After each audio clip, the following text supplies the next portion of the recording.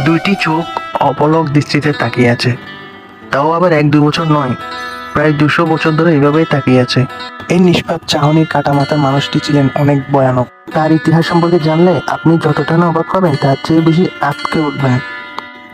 Serial কিলারের নাম উঠলেই অনেকে আজও জ্যাক দ্য রিপারের নাম বের করেন। রিপার কিন্তু প্রথম সিরিয়াল কিলার নয়। নানা মত অনুসারে ডিয়েগো আলভেসকেই প্রথম সিরিয়াল কিলার দেওয়া হয়।